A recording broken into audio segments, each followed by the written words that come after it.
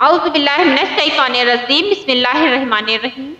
عورتوں کے لیے امارت، حکومت، دنیاوی عہدہ جائز نہیں ہے۔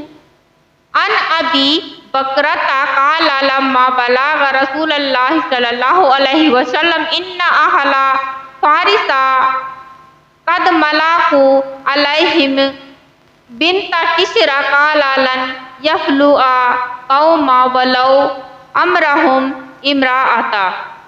اس کا ترجمہ یہ ہے کہ حضرت ابو بکر رضی اللہ تعالی عنہ نے کہا کہ جب رسول پاک صلی اللہ علیہ وسلم کو اس کی خبر ملی کہ فارس والوں نے کسریٰ کی بیٹی کو تخت شاہی پر بٹھا دیا ہے، تو آپ صلی اللہ علیہ وسلم نے فرمایا وہ قوم کبھی کامیاب نہیں ہوگی، یعنی کہ وہ قوم کبھی کامیاب نہیں ہو سکتی جس نے اپنا حاکم والی عورت کو بنایا۔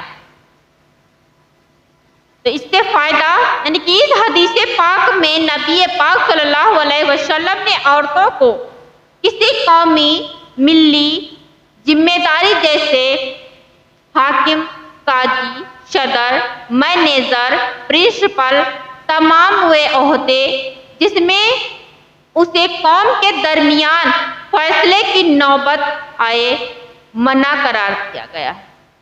یعنی کہ عورتوں کو کوئی بھی ایسا تخت و تاج نہیں دینا چاہیے جس سے کہ قوم کو نقصان اٹھانا پڑے،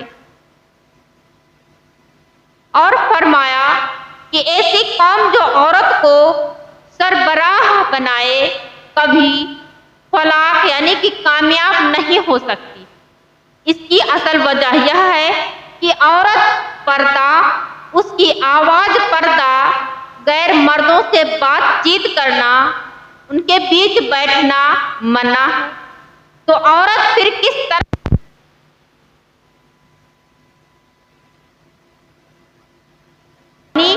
اور حکومت کر سکتی ہے؟ یعنی کہ عورتوں کے لیے پردہ ہے، آواز کے لیے پردہ ہے کہ اس کی آواز دور تک نہ جائے، غیر مردوں سے بات چیت کرنا بھی پردہ ہے، ان کے بیچ اٹھنا بیٹھنا منع ہے۔ تو عورت پھر کس طرح قوم اور ملت کی نگہبانی اور حکومت کر سکتی؟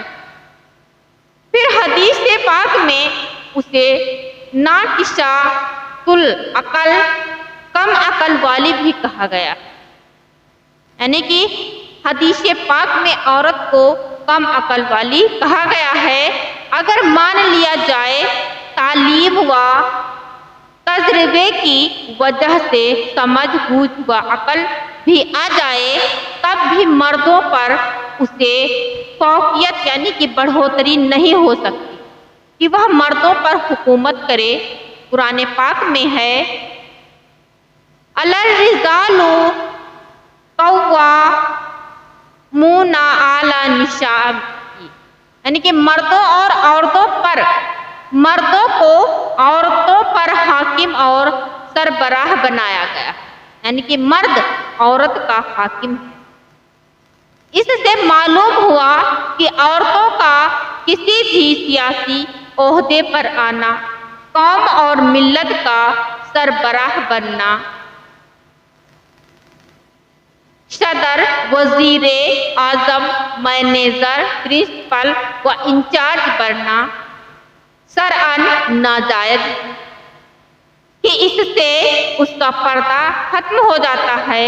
اجنبی یعنی کہ اجنبی مردوں میں اٹھنا بیٹھنا، اس سے باتیں کرنا اور بغیر پردے کے کاموں کو کرنا ہوتا ہے۔ غیر مسلم یعنی کہ غیر مسلموں کی دیکھا دیکھی مسلمان عورتوں میں بھی ایک گناہ کی باتیں آ گئی۔